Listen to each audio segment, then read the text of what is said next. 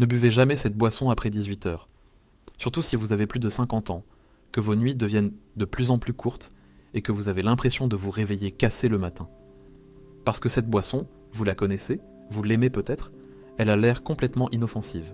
Mais chez beaucoup d'hommes de plus de 50 ans, elle est la cause numéro 1 des nuits hachées, des réveils à 2 heures, 3 heures ou 4 heures du matin, et de cette fatigue sourde qui ne vous lâche plus. Et non, je ne parle pas de café. Je parle d'une boisson que beaucoup considèrent presque comme saine. Si vous vous réveillez souvent la nuit, restez avec moi. On va remettre de l'ordre dans vos soirées et dans vos nuits. Imaginez, vous vous couchez à une heure raisonnable, 22h30, 23h. Vous avez l'impression d'avoir bien fait les choses. Pas d'écran dans le lit, la chambre est sombre, vous vous endormez sans trop de difficultés. Et puis, quelques heures plus tard, vous sentez que quelque chose ne va pas. Vos yeux s'ouvrent. Vous ne savez pas pourquoi, mais votre cœur bat un peu plus vite. Votre respiration est un peu plus courte. Vous regardez l'heure sur le réveil, 3h12. Et là, c'est toujours le même scénario. Vous changez de position. Vous essayez de ne pas penser. Vous vous dites « Rendors-toi, ce n'est rien ». Mais votre cerveau, lui, a déjà redémarré. Une pensée arrive, puis une autre, puis les soucis de la journée. Vous regardez encore l'heure, 3h28, 3h41. Vous finissez par vous rendormir, juste avant que le réveil sonne. Et le matin, vous avez l'impression d'avoir dormi, en morceaux. Si cette scène vous parle, vous allez probablement vous reconnaître dans ce que je vais vous montrer maintenant. Ces réveils nocturnes répétés, ce n'est pas juste un inconfort. C'est un vrai problème pour votre santé à long terme. Un sommeil fragmenté, c'est moins de sommeil profond.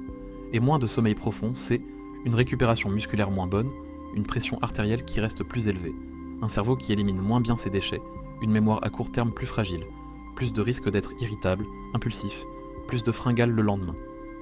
Vous pouvez manger sainement, faire un peu de sport, prendre des compléments. Si vos nuits sont coupées en 2 ou 3 morceaux, votre corps fonctionne en mode sous-régime. Et ce qui est important à comprendre, c'est que beaucoup d'hommes après 50 ans pensent que c'est inévitable. C'est l'âge. C'est la prostate. C'est comme ça. Dans une partie des cas, oui, il y a des causes médicales à explorer. Mais très souvent, il y a aussi une cause beaucoup plus simple qui commence dans votre tasse. La plupart du temps, les hommes que je vois en consultation me disent la même chose quand je leur demande « Qu'est-ce que vous buvez le soir ?» Ils répondent « J'ai arrêté le café. Je prends juste une tisane. Je bois un thé vert, c'est bon pour la santé. » Et c'est là que le problème apparaît. Le thé a une image de boisson, saine, détox, légère. Certains le considèrent même comme un geste bien-être. Mais la réalité, c'est que le thé contient de la caféine, parfois autant que certains cafés légers, et d'autres molécules stimulantes. Et même les thés dits sans théine ne sont pas à zéro. Ils en contiennent simplement moins. Ce qui est suffisant chez vous après 50 ans pour décaler ou fragmenter votre sommeil si vous les buvez trop tard. Vous ne le sentez pas forcément sur le moment, vous vous dites « ça me détend », parce que le geste est réconfortant. Mais biochimiquement, votre cerveau reçoit le message inverse. Ce qui se passe est assez simple à comprendre. Dans votre cerveau, il y a une molécule qui s'accumule au fil de la journée, l'adénosine. Plus elle monte, plus votre cerveau reçoit le message. Tu es fatigué ? Tu peux dormir. La caféine et une partie des molécules du thé se fixent exactement au même endroit que l'adénosine. Elles prennent sa place. Votre cerveau ne voit plus la fatigue. Il croit qu'il peut rester éveillé, même si, en réalité, votre corps a besoin de dormir. Chez un adulte jeune, la caféine est éliminée en plusieurs heures. Chez un homme de 55, 60, 65 ans, le foie est souvent un peu plus lent. La demi-vie de la caféine s'allonge. Concrètement, ça veut dire que le thé que vous buvez à 17h ou 18h n'est pas terminé à 22h. Il est encore là, présent dans votre sang, présent dans votre cerveau, en train de modifier la profondeur de votre sommeil. Et ce n'est pas tout. La caféine et ses molécules stimulantes augmentent légèrement votre fréquence cardiaque, votre tension et la production d'urine. Résultat, un cœur un peu plus en alerte, une vessie plus sensible, un cerveau plus réactif au moindre signal. C'est la recette parfaite pour un réveil à 2h ou 3h du matin. Je vais vous donner un exemple concret. Michel, 63 ans, toujours en activité. Il marche régulièrement, mange plutôt correctement, ne fume pas. Il vient me voir parce qu'il n'en peut plus. Toutes les nuits, réveille entre 3h et 4h. Parfois une fois, parfois deux.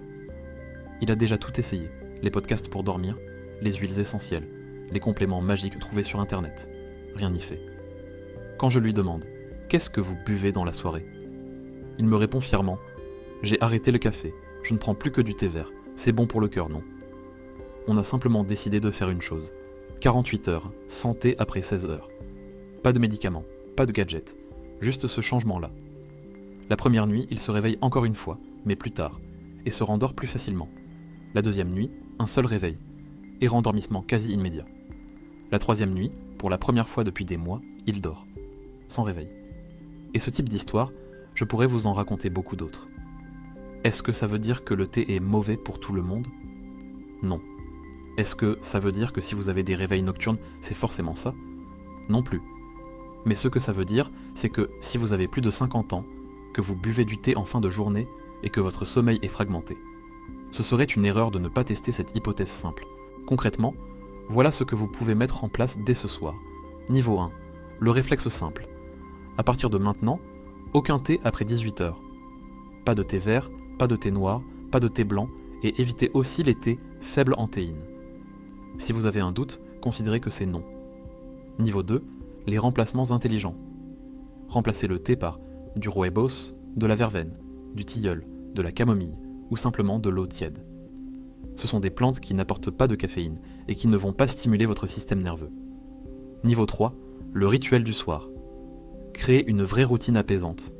Une boisson sans caféine, une lumière plus douce, pas d'actualité stressante juste avant de dormir, 5 minutes de respiration calme. Et idéalement, arrêtez toute boisson 1 heure avant de vous coucher pour ne pas sursolliciter votre vessie. Vous n'avez pas besoin de faire tout ça parfaitement dès le premier soir. Mais si vous commencez déjà par supprimer le thé après 18h, vous aurez fait un énorme pas en avant. Imaginez maintenant vos nuits dans quelques jours, si vous appliquez simplement ce changement. Vous vous couchez, vous vous endormez, et la nuit devient de nouveau un bloc plutôt qu'un puzzle de morceaux de sommeil. Votre cœur se pose, votre cerveau récupère, votre énergie revient doucement, et le matin, vous vous réveillez avec la sensation d'avoir vraiment dormi. Votre sommeil n'est pas fragile, il est simplement sensible aux signaux que vous lui envoyez. Le thé, le soir, est l'un de ces signaux négatifs que vous pouvez choisir de couper. Si cette vidéo vous a éclairé, si vous vous êtes reconnu, et si vous avez envie de reprendre du pouvoir sur votre corps et sur vos nuits, vous pouvez vous abonner à cette chaîne. Ici, on ne cherche pas des solutions miracles, on cherche à comprendre, à prévenir et à mieux vivre.